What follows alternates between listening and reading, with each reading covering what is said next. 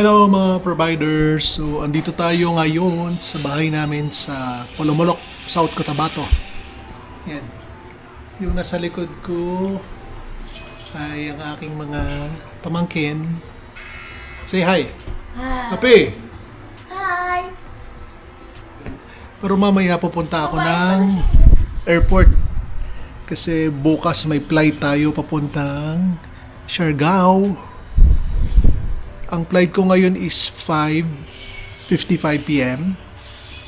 Tapos magstay tayo sa Cebu International Airport hanggang alas 7 ng umaga kasi alas 7 ng umaga bukas ang flight natin papuntang Siargao. Kaya yan. Let's see kung anong pwede natin gawin doon. Yun. Itong bahay namin sa Polomolok. Okay. Kanya ba? Kalat, no? May Christmas tree na kami. Wala pang bear pero may Christmas tree na. Pero yan. Sige, kita-kits mamaya mga provider. Bye-bye. So dito tayo nagstay mga ka-provider sa Sakura Capsule Hotel. Papakita ko sa inyo kung magkano yung amount. Yung price list niya yan. Pag nap lang, 1.6. Pag shower lang, 400. Pag 6 hours, 1.9. Medyo mahal, no? Grabe, pero ganoon talaga. At least, hindi tayo matutulog dun sa mga bangko dun sa loob. Yan na, nasa loob talaga siya mismo ng airport. Ito na yung pinaka loob ng airport, no? So, yan. Bali, papanik lang tayo ng elevator para dun sa entrance ng airport talaga. Ito is nasa babang part ng airport. Ayan yung Sakura Capsule Hotel. So sa loob nito, yan, pagpasok nyo, may mga locker dito. Kung may mga luggage kayo, pwede nyo ilagay dito yung luggage nyo. Yan. Tapos dito yung receptionist. Tapos ito na yung mga kwarto. Ang lapit nga lang sa pinto ng kwarto, no? Ayan. Actually, maliit lang siya. So, hiwalay ang mga babae sa lalaki. Siyempre, kailangan yun.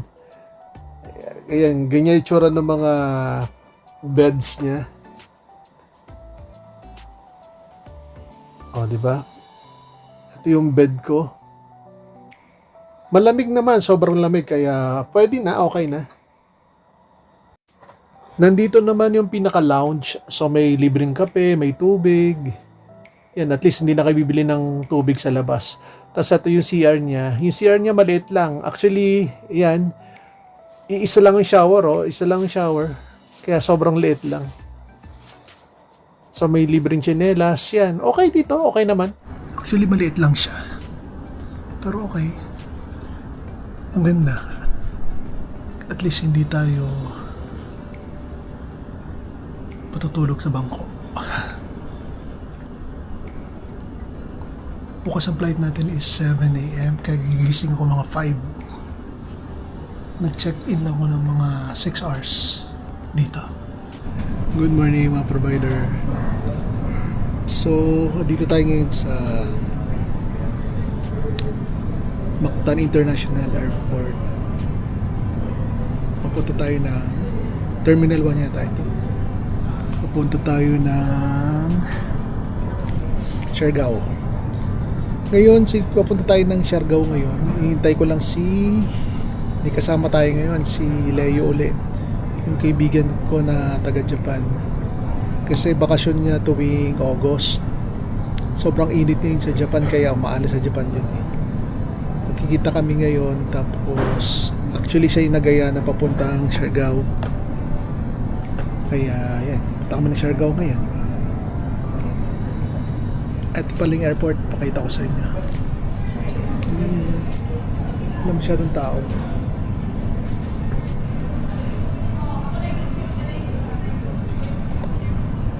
Wala masyadong tao. Ang flight natin is 7.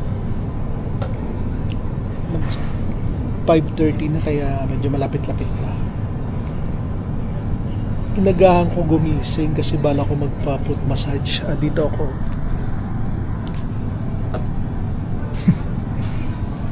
Kaya lang pagpunta ka dito, walang available na therapist kasi occupied lahat. 7:30 pa yung available. Kaya yun, upo na lang, antay na lang tayo talaga ng flight. Kaya yun. Kaya see you mga provider mamaya sa papunta tayo ng Siargao. Good morning mga provider. So dito na tayo sa saan tayo? Actually kasama ko si Leo ngayon. Leo, pakita ka. Welcome to Japan. Welcome to Cebu.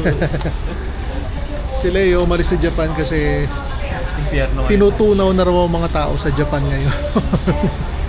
Ang mga tao ngayon natutunaw na. Kaya lumipad to papunta Pilipinas. Papunta kami ngayon ng Siargao, kaya lang delay. Ewan ko kung bakit delayed, pero ganun talaga. Yan, marami na nag-aantay, pero yun. Kaya mamaya mga provider, kita-kits tayo papuntang Siargao. Welcome to Siargao!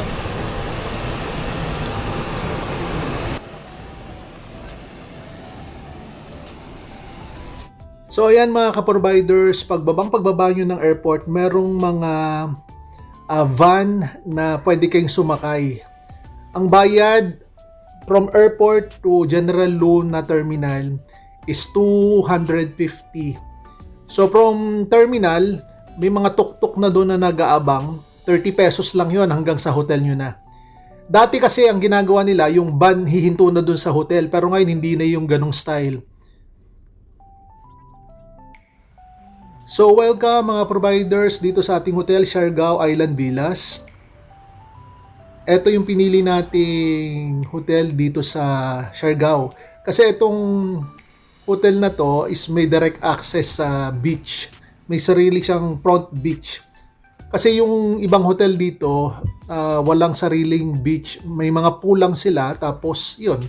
Kailangan mo magpunta pa sa beach para makita mo yung dagat. Pero itong hotel natin, meron na tayong sariling beach dito. Tapos ito yung pinaka-hotel, ang ganda no? Tapos ito, pagpasok nyo, ito yung lobby. Hello! Magandang umaga. Tapos dito may spa. Etong hotel na to is parang Indonesian-inspired na hotel.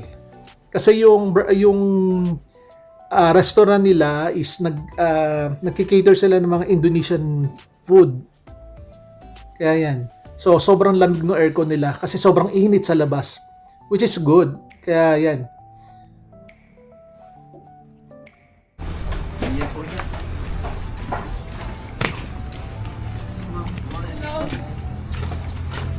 So, ito pong itutuktok namin isa for free daw po yung Arangila Luna.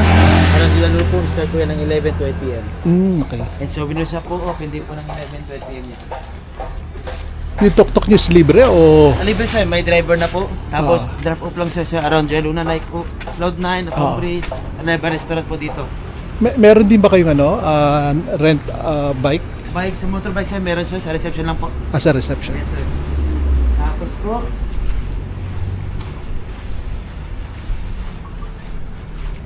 may gym, billiard po, table tennis. Free din po yan, open po ng 7 a.m. to 10 p.m. Okay. Pwede po tayo? Hello. Dito pa lang sa ano.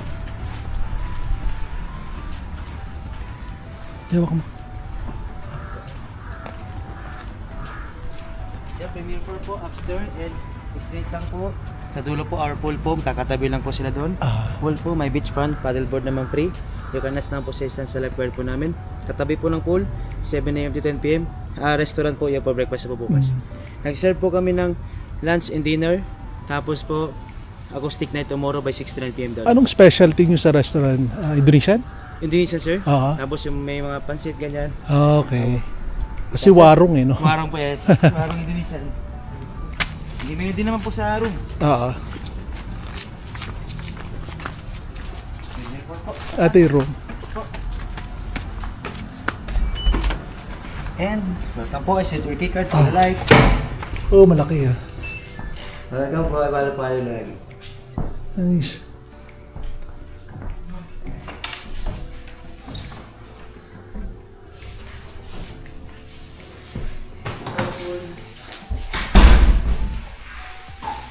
Ganda ha.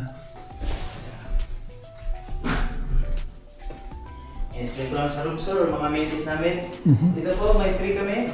Oh, okay. Magpagas sa unang Prama Resort. Isa lang? Isa lang sa free room, yes po, sorry. Ano po, bath towel po, may towel, face towel dyan. Mhm. You can request po anytime. Tawag lang po sa reception 101 okay. pag kayo may kailangan. 102 po restaurant, may Indonesian menu. Okay. Also massage 101 for reservation. May ano po, safety box for the mga safety. And may ano din, mini plates, water, coffee. I'll request po anytime. And may ano din po yung sa outside, ceiling fan, nandito lang po sa gilid yung Okay. pindutan yan. Hot and cold shower po. May shower area din. Mhm. May free din po kami chinelas. As Okay. na po from our side. May toilet, amenities din po, toilet area, hot and cold shower, may shampoo and body wash na po yan. Take po lang po dito, during makeup po. Okay. Ganda. Nice. And for tomorrow po, for makeup room, you can just put silence lang po. Pag masikaling po makeup po, tawagin po sa reception 101. Sige. Switch po ng ceiling fan. Nandito po isang keycard. Yung isa po, pwede na po for door to open na lang yung isa. Switch of the lights po, nandito rin. May mga problem po sa room, mga iting request. Tawag lang po sa reception 101. Sige, sige. And thank you po. And stay around po. Bye-bye. Ah. Sir, salamat. Ay, salamat po. Ah. Salamat po, excuse. Magkano ang rent na dito, bike? May dalawang types po. Isa po Pasio, 600 po per day and 125cc po yun.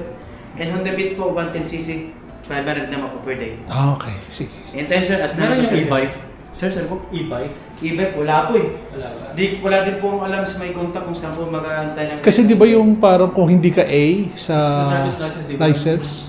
Sa ano namin sir, pinapasa namin doon sa... Oo, nga, pangatlo ko na dito, okay lang, wala akong nangyayari. Kasi driver's license ko is like A lang, di ba? Yung may ganyan sila. Ah, oh. B. Pero hinanap naman sa reception, basta driver's license ang doktor. Oo. Oo. Pero depende po siguro pag may... Good morning mga provider. So, dito na tayo sa Siargao. Dito kami ngayon sa hotel. Yung pangalan ng hotel namin is Siargao Island Villas. Ang ganda, maganda yung room. Premier kasi yung nakuha namin.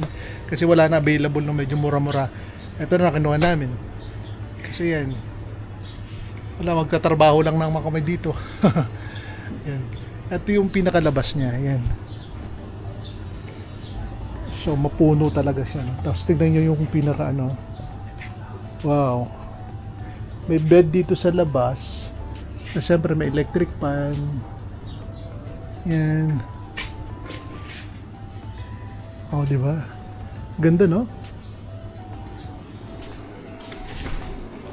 Pwede. Ganda.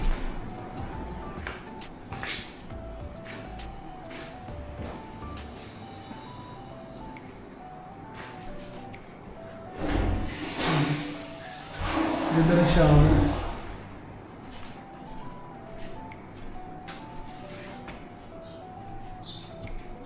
Ganda ng room, di ba?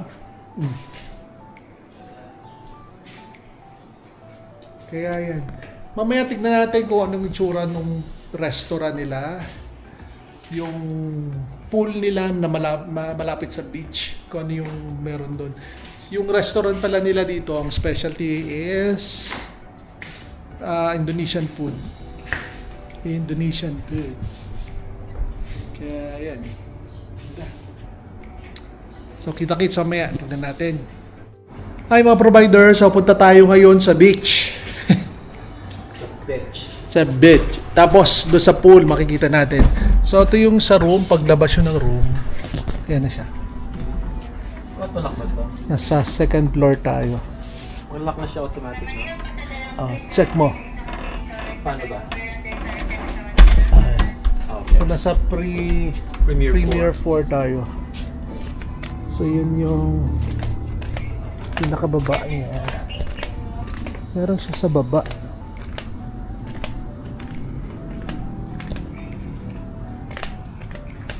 Maganda yung sa taas. Kasi Ang ganda kasi ang daming maraming puno. Maraming halaman. Iba talaga yung dating ng halaman. So saan nga tayo pupunta? Right. right. So ito yung papunta ng Cafeteria, like restaurant. restaurant, pool, Pool, tsaka yung okay. beach. Ito yan. Tayo sila. Yun yung room. Ganda. Ganda ng mga halaman talaga, no? Pwede mag-hide and seek, oh. Hide dito. Yung mga halaman, labo-labo siya, oh.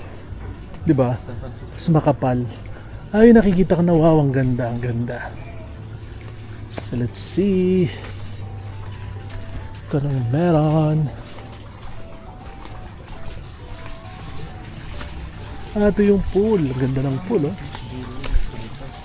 Okay. Tingnan mo natin ng beach. Ito yung pool niya. Ayun ang restaurant. Low tide. Layo ng ano. So ngayon is low tide. Malayo yung tubig. Grabe, nag-i-enjoy sila, oh.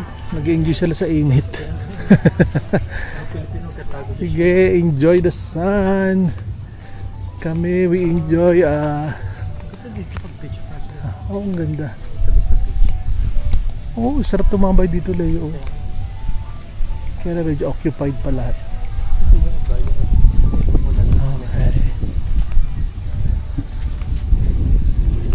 Ang ganda ng beach, oh. Wow. So dito is low tide pa tayo. Provide. Ganda.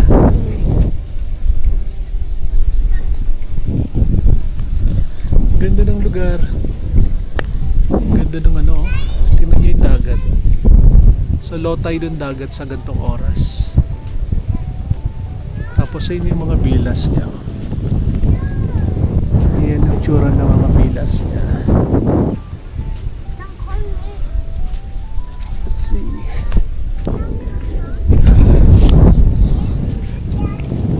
Actually yung sand is okay. Kaya lang may mga bato. Parang etong part na to parang Boracay ito. Yan, o. Yan, ito parang Boracay. Pero may mga bato eh. Pero ito hindi. Kasi parang kulay green siya. Parang may halaman na maliliit. So yun, may katabi tayong hotel.